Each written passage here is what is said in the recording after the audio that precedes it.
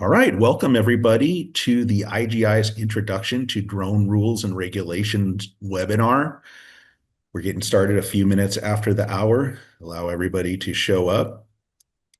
Just to preface this, I have a lot of slides.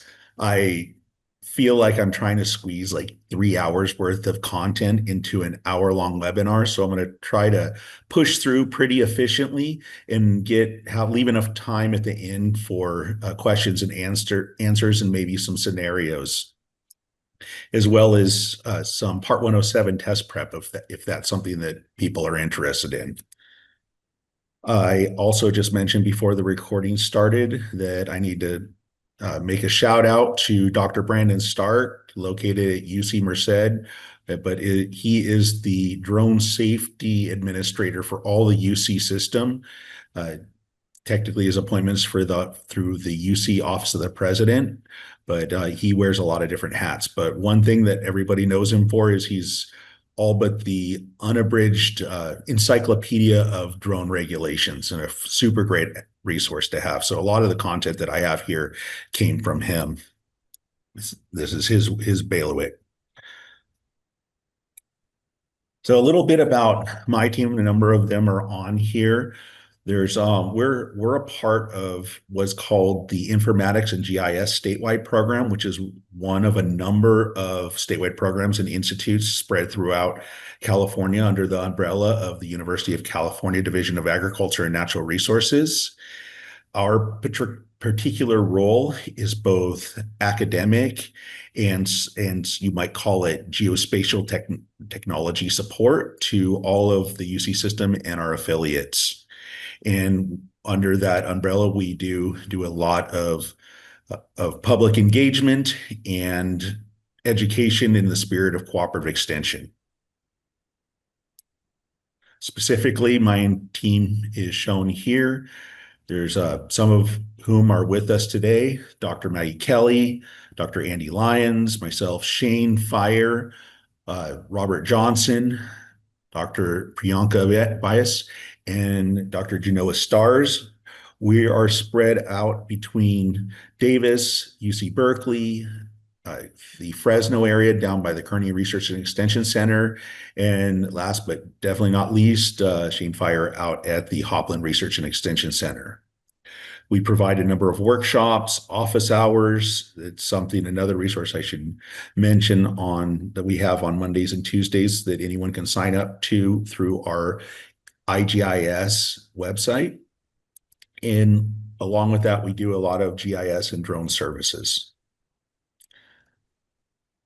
So on to the good stuff. I'm going to look at my watch and make sure I don't run over because, again, there's so much stuff to cover here. It's great. And I might say that this kind of material can be a little bit dry. It's when it comes to rules and regulations, there tends to just be a lot of memorization until you actually get out there and then you start recognizing how these things actually apply in the real world. But to start with, we're going to kick it off with that little bit of welcome in the introduction to my team and the program that I belong to, and this presentation outline. And next, we're going to jump into a regulatory primer on who needs what. And specifically, this applies to trust certification, or the trust certificate is for all recreational drone applications or uses. The Part 107 remote pilot certification for non-recreational use, and then the educational exemption for Part 107 specifically that applies to universities and schools in general. Then we're going to dive into a little bit of the basic FAA rules, and we'll revisit that, by the way, a little bit later at the presentation, depending on how much time we have, we can really get into the weeds on rules here. Talk about a little bit about local restrictions and ordinances and how that might apply to what we do. I'd be remiss if I didn't include some stuff about the University of California system and our campus rules, specifically our drone safety app that we register our flights through. Then I'm going to touch on the federal procurement and security, the National Defense Authorization Act that has severely restricted Chinese made drones and components for any type of federally funded uses. And that's something that's been kind of weighing on a number of us because it makes a lot of things more difficult, unfortunately, and or much more expensive. We're going to talk about, then I'm going to get into the little bit more the nitty gritty, kind of in the vein of Part 107 preparation. And that includes airspace and authorizations because that's one of the more difficult things to study for the Part 107 test. And we'll talk again, we'll touch on what the Part 107 test even is earlier on. And then I also have a whole bunch of scenarios and questions that I happen to screen grab from the recurrent Part 107 test that I just did yesterday for just to make sure it was fresh in my mind. And finally, at the end, we'll try to knock out some question and answers, leave a little bit of time for that. So we'll hold questions until the end if we can. If you want to jot them down, you can put them in the chat. One of my colleagues might be able to refer to them, but I'll try to save that to the end. That way we can keep pushing through the material as fast as possible, partially because people that come to look at this webinar might be wanting to know as concisely as possible what rules and regulations might apply to them. So who needs what? So we have something called the trust certificate, and this is for recreational UAS or unmanned or unoccupied aerial systems. That's the acronym there. There's that you'll see unmanned a lot in the FAA stuff still, but more commonly I see in academia's unoccupied aerial systems now. And who must take it and when they must carry proof. So we'll get into all that. Part 107, remote pilot certification. This is for commercial, non-recreational operations. That basically means anything that you could make money doing, or even under the umbrella of your work. If you're using a drone at work or a drone that was purchased by your work, that's Part 107. There's exceptions, as we'll talk about in the educational exemption section. And this is when educational flights may fall under recreational trust certificate rules and regulations, not quite requiring the higher level of Part 107. So what is the trust certificate? So I have this handy dandy link here that you can refer to. I will be including this presentation slide deck on in the YouTube video in the comments, so you'll have access to download this in a couple days. But you can look up drone trust and you'll find this easily enough via Google. But this refers to anyone using a drone weighing more than 0.55 pounds or 250 grams for fun/recreation in U.S. airspace. Regardless of location, you're required to have a trust certification while flying in any kind of public space whatsoever. By the way, these don't really apply to indoors. So there might be I don't know, other legal considerations that you might consider or liability considerations, but this is referring to outside airspace. Flying without a trust certificate can result in enforcement actions from the FAA, including fines and future restrictions. This recently came up as a possibility of an issue at one of our UCANR sites where someone from the public was out flying a drone around our facilities. Actually, I don't know what they were doing, looking in on the neighboring buildings or something like that, but they didn't want to say even who they were or what their certifications or anything like that was. If law enforcement was called, they would be required to show their proof of certificate, either a trust or Part 107, as we'll get into in a moment. And those those restrictions can result in fines generally for violations. It's not like there's the FAA police one around, but under a call of any law enforcement agency, they technically have the power to enforce the laws if they look into it deep enough or if there's an issue. Next, when it comes to the trust certificate course, it is free and it usually takes about 20 to 30 minutes. I also went through this yesterday in about 20 minutes, and that was grabbing screen captures of things as I went for this presentation or just for reference. And but that's not fair because I've done this quite a bit. So the questions and answers were pretty straightforward if you I kind of lived this for a number of years. But for normal people, 20 to 30 minutes, I think, is a pretty good estimate of how long it'll take. Now, the Part 107 remote pilot certification is a little bit more robust. So, and I'll talk about what that entails for that testing in a moment. But if a person is planning to do any type of non-recreational, commercial, business, work-related in any way, shape, or form, or even if they're a startup trying to think of like how they might get imagery, or maybe they're flying their own drone over their property to then put it to use that imagery for selling their own property, any of those things is considered Part 107. It's non-recreational at that point. If you can derive any kind of benefit from your operations, it has to be strictly fun and non-recreational to be outside of this. Flying for non-recreational purposes without Part 107 can lead to fines and penalties. And I didn't find much on the amounts when it came to trust violations. I believe that might be held to a lower level unless you're flying, say, your drone in front of a helicopter trying to lend aid in like the Southern California fires earlier this year. That I'm sure was a really steep fine if they caught the people that did that. But when it comes to flying commercially without Part 107, the violations that I came across ranged anywhere from $75,000 per violation up to $250,000. And yeah, that's with a stack of violations. There's again, it's not that you necessarily have the FAA police are out looking for you, but here's the thing with drones is if something can go wrong, they will go wrong eventually. And when there's complaints or there's issues that come up someone has the urge to legally look into you, that's where you can get in trouble.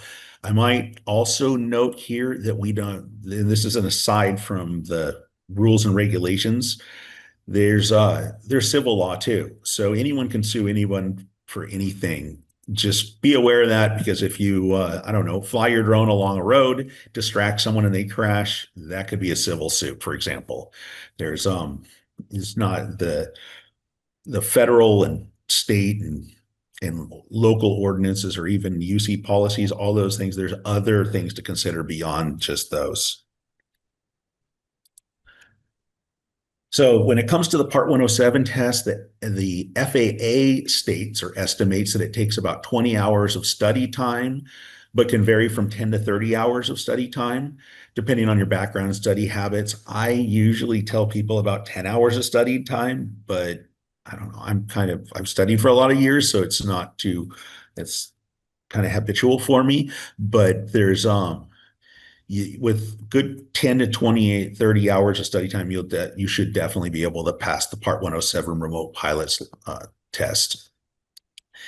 I mentioned before, there's resources out there, including the UC Unmanned Aerial System Drone Safety page that is through UCOP, but also on the IGIS Tech Note page, there's a Part 107 prep section that you might want to refer to if you want to look into a bunch of resources for this. A lot of which those resources are included in this presentation slide deck. So the Part 107 test consists of 60 multiple choice questions, and you have 120 minutes to do it, or 2 hours. And I've never taken more than 30 or 40 minutes to complete it, but but people will vary on this. And you might want to recheck your questions, I find, because They have kind of slightly trick questions in there mixed in once in a while, like where you'll one question will lead to another question and it'll lead your chain of thought to thinking one thing, and then the question is really not about that. It's about something slightly different. So maybe longer if you want to double check your answers and make sure you read the questions right.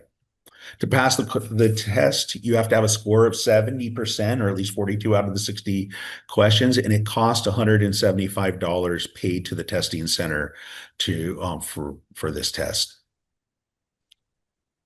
Here's the process for all of that. You'd get an FAA tracking number through the first link that we see here.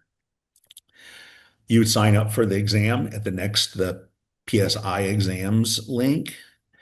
After you pass the test, you would go back to the FAA tracking site and you will upload your certificate there.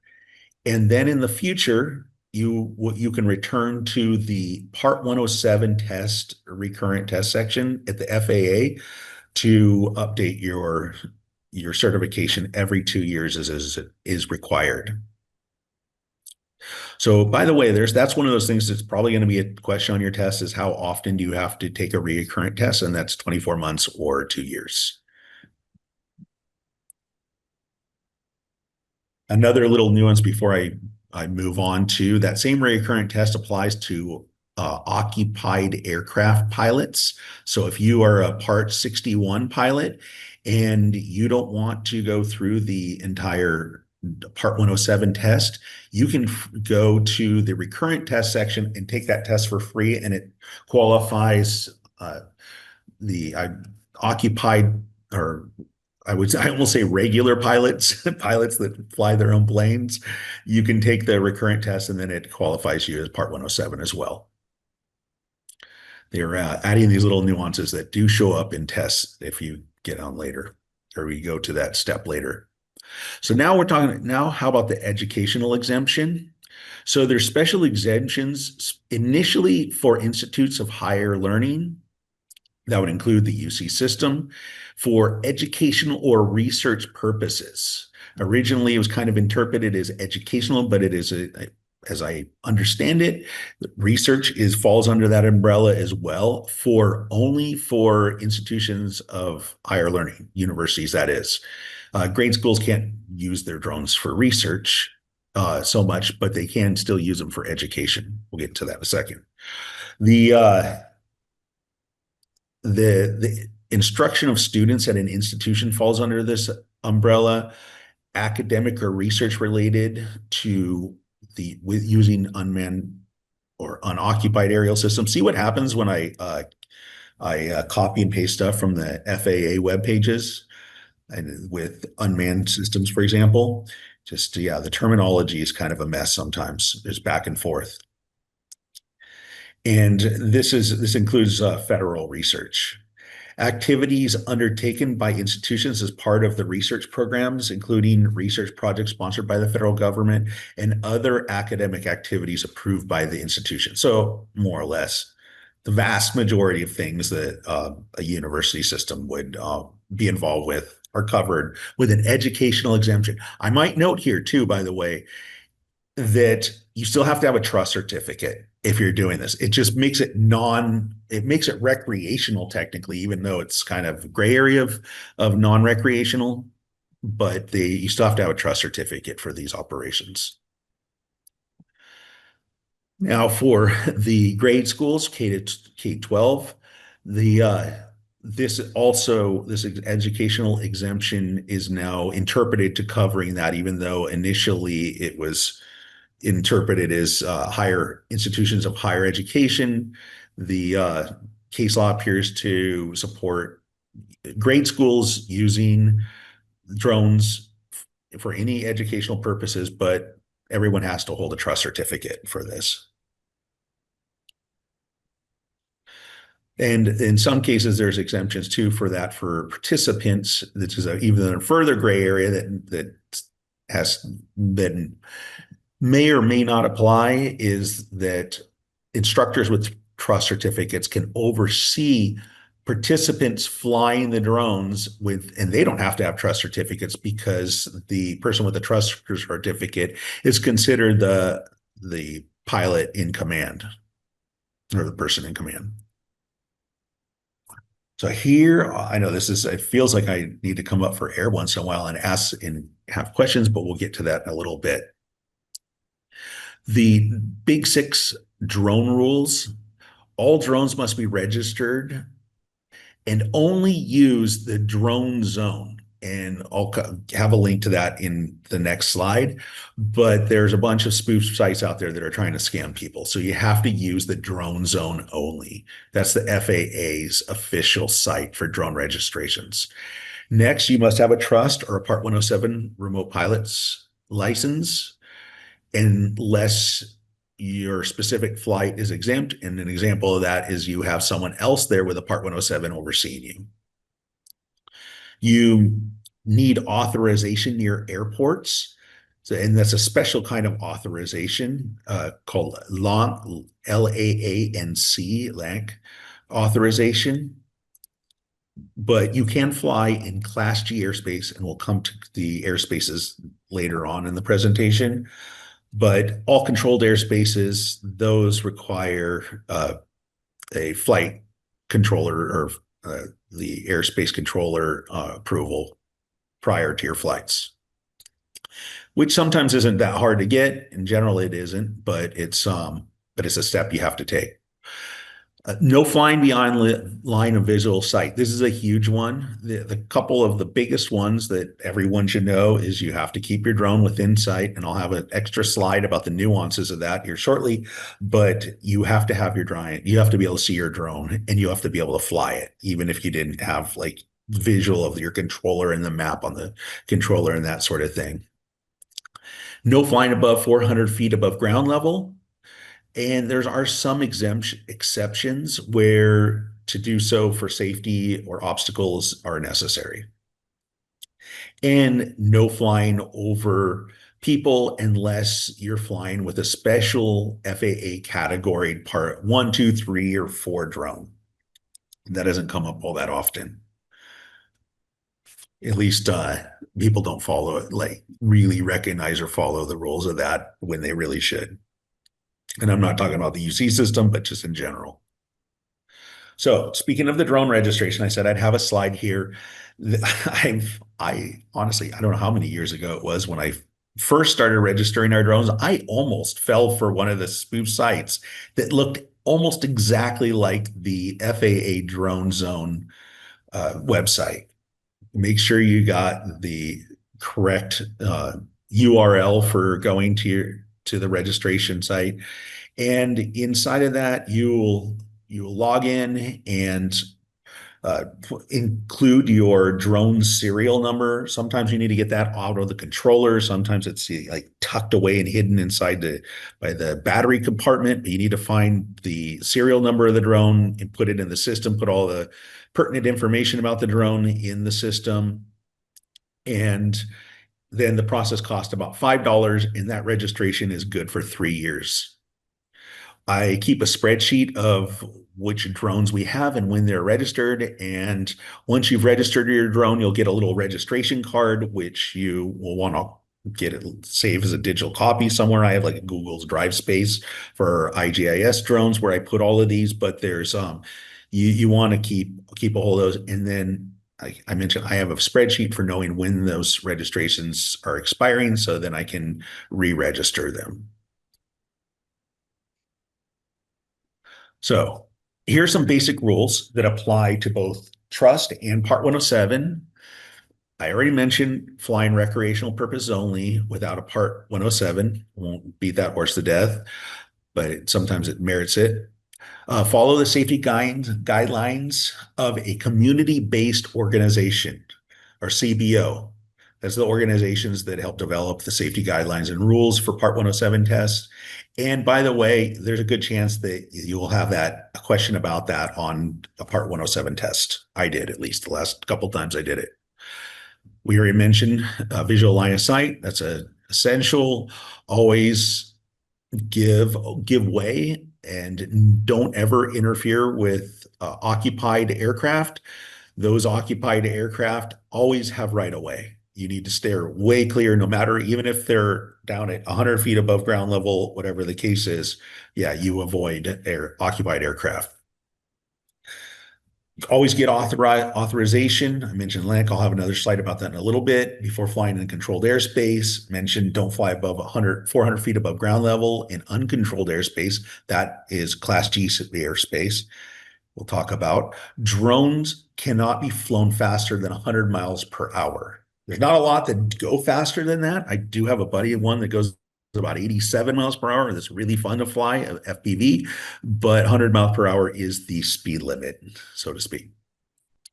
You need to pass an aeronautical knowledge and safety test. That's for both the trust, and it refers to both trust and Part 107. And I suggest keeping a digital copy of that just in case you are ever confronted and have to show this information to an authority. You are required to have that. And your drone, you must register and mark your drone. I mentioned that before, but I didn't mention you need to put the FAA registration number on your drone somewhere on the outside. It can't be inside a battery compartment. It has to be visible. Hassle is sometimes I've noticed that, well, in 3 years, when we have drones that are still flying, I have to like cover up those old registration numbers. It's just a thought for consideration. Lots of rules and regulations. I know, like I said, this is memorization stuff a lot of the time, but I want to, yes, like bear through it. So I mentioned before, you can fly up to 400 feet above ground level, but there's also the nuance that you can also fly 400 feet above the tallest man-made structure within 400 feet of the drone to the side, and you can fly over it like a bubble over the top of it. It has to be man-made though for that to apply. It doesn't count with trees, for example. No one may operate a drone in Class B, C, or D airspace without lateral boundaries of a surface Class E designated for airport without authorization of the air traffic control. The simple way about this is you go to it when you look up your flight location, whether it be through the UC safety drone safety app or the FAA drone zone or an FAA approved UAS service supplier, which by the way is a question I had on one of my tests, was a service supplier such as Airspace Link is one of my preferred. So that's through that link you can file flight requests, and they usually come back almost almost instantaneous for flying in certain airspace and those restricted airspaces up to a certain ceiling. Whether sometimes it's 100 feet, sometimes it's 200 feet, sometimes it's all the way up to the full 400 feet. Drone. Another rule that will show up on a lot of tests is a drone may only be operated in areas with visibility over 3 miles. So that sometimes is hard to judge if it's kind of hazy or something, but that's the standard. Drone may not be closer than 500 feet below a cloud layer or 2,000 feet horizontally from clouds. This is sometimes hard to judge too. So there's that's the rule. The enforcement of that is tricky, but the big enforcement of that is things can go wrong around clouds and you'll lose your drone, and then there's a big problem. And don't fly in cloud layers or fly through fog. Fog and cloud are considered synonymous as far as the rules go. Pre-flight assessments of environment, pre-flight checks, assessments, all of the crew briefings, all of that is necessary and required per the regulations. Again, that's one of those, how do you enforce that? But that's because you don't necessarily always you don't have to have a crew, but it's nice to have a lot of the time. Any accident that results in serious injury or loss of consciousness or damage over $500 or greater is required to be reported to the FAA within 10 days using the drone zone. That's how you report such incidences. That's always on the test. Good. Move some Zoom things around. Here's some a couple things that are the nitty gritty that I call almost nuances of rules and regulations. One of which is the remote identification.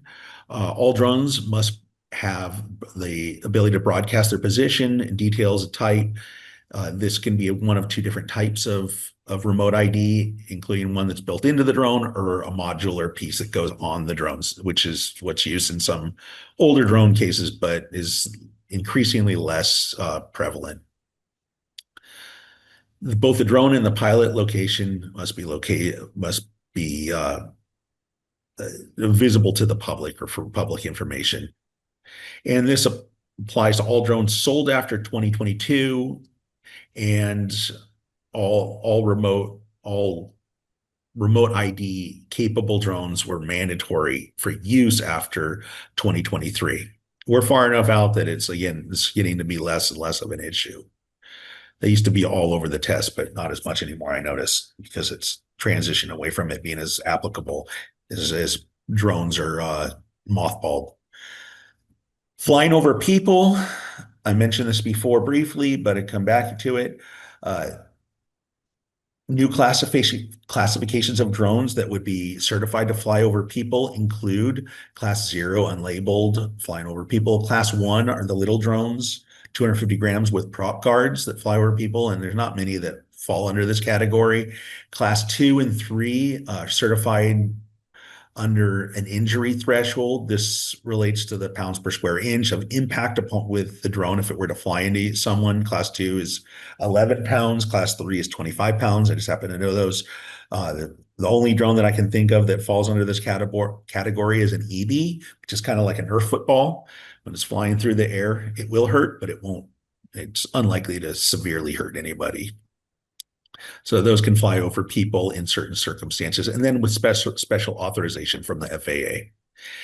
And I just threw this little piece in here as a nuance because it came up in a conversation with Brandon Stark the other day, was Part 107, beyond visual line of sight. They have a call for comments out right now, and this might be coming into effect sometime next year as a special type of rule and regulation or some authorization process that we haven't figured out yet because it hasn't rolled out. And who knows when that will actually happen. But thought I'd throw it in there because there's a lot of questions about that a lot of the time. Currently, you can't do that. You can ask for a certification of authorization for augmented line of sight where you have a visual observer that can view, but that's a whole process that is very, very rarely gone into from what I've gathered. Common violations. Boy, I do have a lot of stuff in here. There's visual line of sight operations is the big one. And so if it's just a speck in the sky, and you can't tell which direction it's going or how to fly it back to you, that's an issue. And then operations over human beings, that refers to any time a drone could fall from where it's at and crash into a person. So picture like a cone of potential danger under the drone. That's what counts as operations over humans. And so this is violated on a number of occasions. A little bit expanding on the visual line of sight that I mentioned before. There Depending on the size of the drone, the color, and so forth, there's different extents how distances you can fly a drone out. But of course, any kind of obstacles between you and the drone are going to be a major problem. And this really comes up in like forest applications of drones. There's just a lot of trees in the way, those kinds of things. With good practices, you can get around a lot of this by planning your launch and landing site accordingly, where you have the best view from the position, and hopefully with the lighting, sun and so forth at your back or something like that will give you a better view of the drone. So this is important for being able to observe both air traffic and hazards in your environment. You fly drones long enough, there's a good chance something's going to come up. So it's kind of like drones are a little bit like the incarnation of Murphy's Law. If it can go wrong, it will go wrong given enough time. And the last thing you want is to run into like I don't know, Cal Fire airplane or something like that that's checking out an area. That's really bad. That would be bad. So, and it endanger people and property and wildlife in a lot of cases. operation over human beings. I already mentioned this, but I'm going to leave this slide in here for because it is something that is always asked on the tests. Local drone rules and regulations. So there's the jurisdiction of the FAA basically goes from the ground all the way up to the sky as far as you go. But local regulations can come into play too, including ordinances, um, city ordinances, all a lot of different factors. State parks, just regulatory agencies. These local powers have authority to impose like trespassing, land use restrictions, privacy laws, like kind of following into the like paparazzi laws kind of that can apply. Noise ordinances can be an issue. The wildlife conservation, there's something called the Airborne Hunting Act that says that you cannot harass animals, wildlife. And if you're in violation of that, then yeah, you can that has comes with penalties potentially.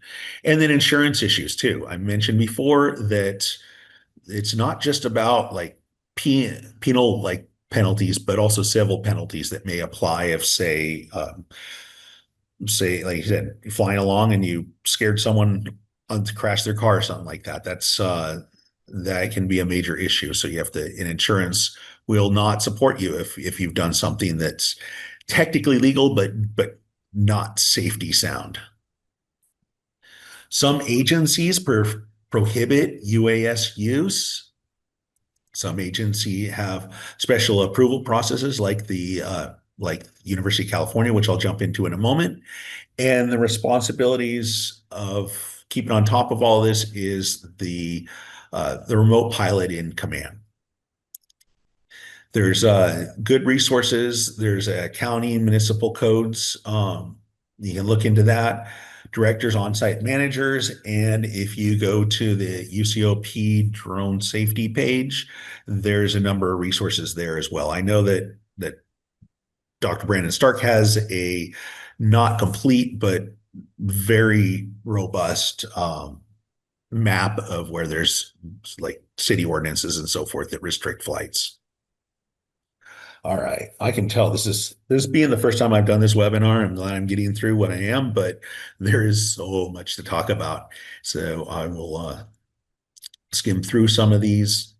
There's because I know most of the participants here are from the University of California, I want to introduce the UC Drones web app.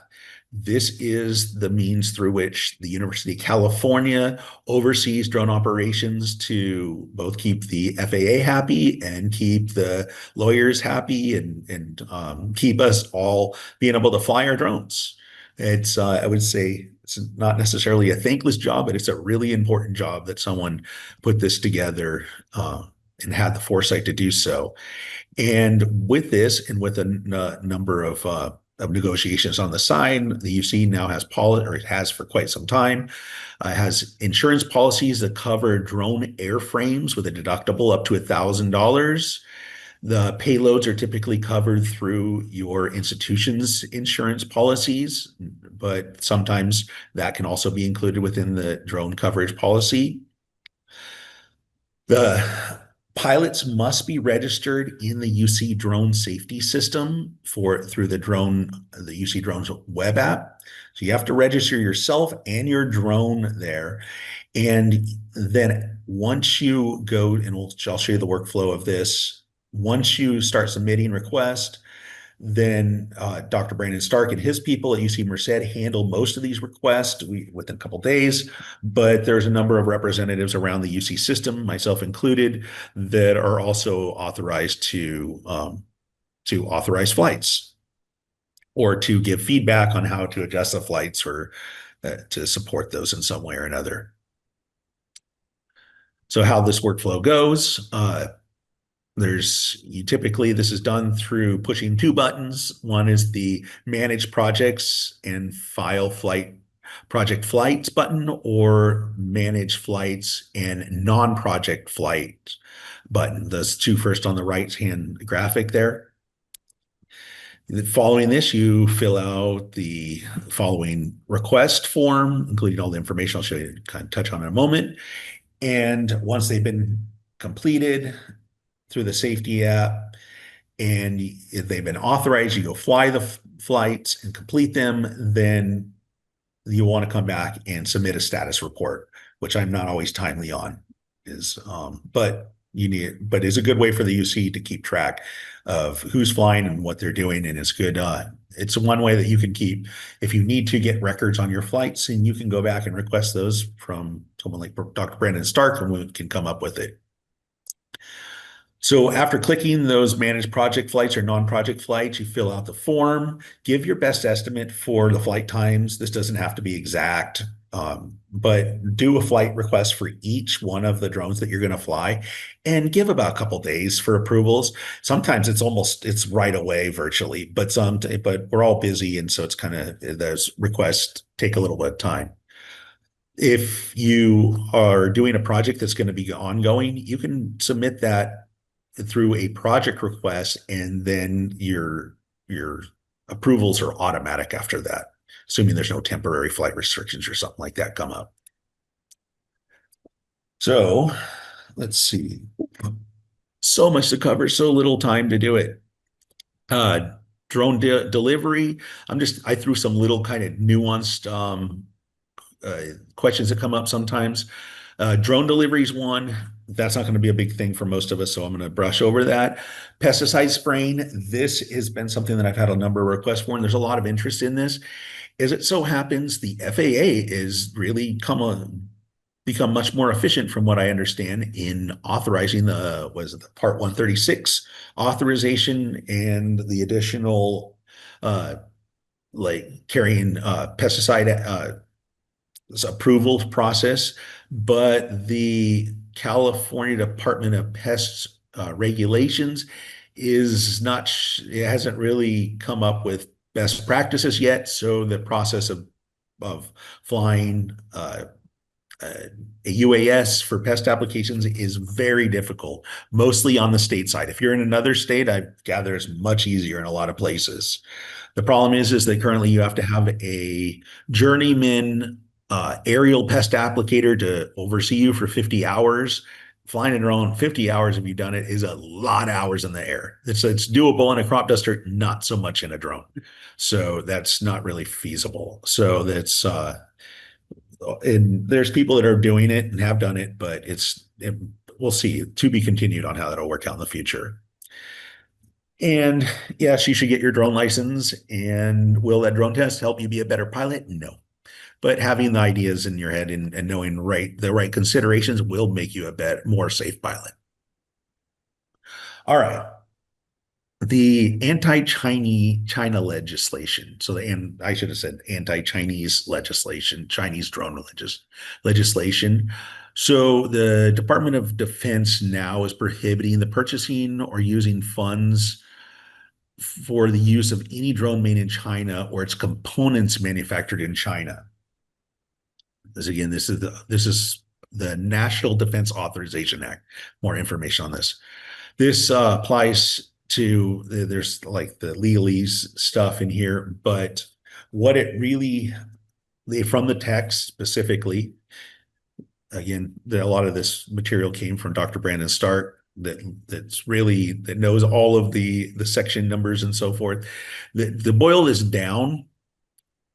If a drone is manufactured in a foreign company, and this includes any kind of flight controllers, radios, transmission devices, cameras, gimbals, essentially any of the electronics other than the wiring and the motors, then the drone is not authorized for use for any federally funded project after 2022 of this year. You can't purchase a drone with federal funds currently. That's as of, well, almost 2 years ago that this has been in effect, but the window of using those drones that were already purchased for federally funded projects has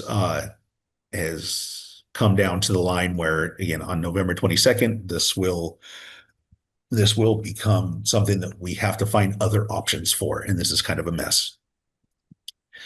So anything, any ground control system, any operating software, any of this that comes from a foreign country designated in this with the deep in the legalese of the NDAA, then that's mostly when it pertains to this stuff, and the restrictions is China and Russia.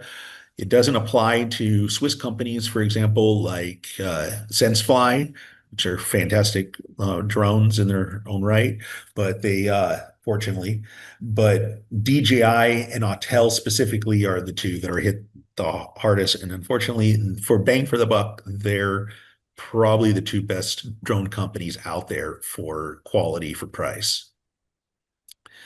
And so this refers to also network connectivity and data storage. If there's any of that element within the system that you're using, even if it's home built, that still applies, is federally restricted.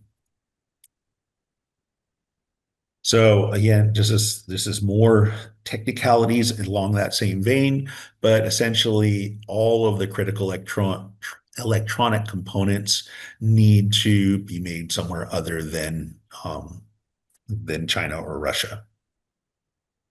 Specifically China, because China is the one that makes all this stuff. So this is where it's that this slide got a little out of order. So the American Security Drone Act of 2023, that's part of the National Defense Authorization Act, is a subpart to that. And so the Office of the President recently came out with a letter, a legal letter that then was re-summarized by Dr. Brandon Stark, Safety Center for Excellence, and that clarification was what I just essentially covered a moment ago. Don't use Chinese drones after December 22nd for federally funded projects. Fortunately for a couple of us, one of which I know there's in the crowd right now of the participants, when you have state-funded projects like the Jobs First project that's state funding, and those funds can be used to purchase and use these restricted drones, at least for now. Who knows what the future will hold?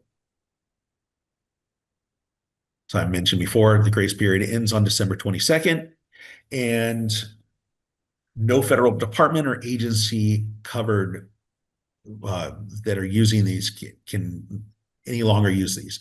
So here's a really important thing, the strongly worded letter from the University of the President of the UC.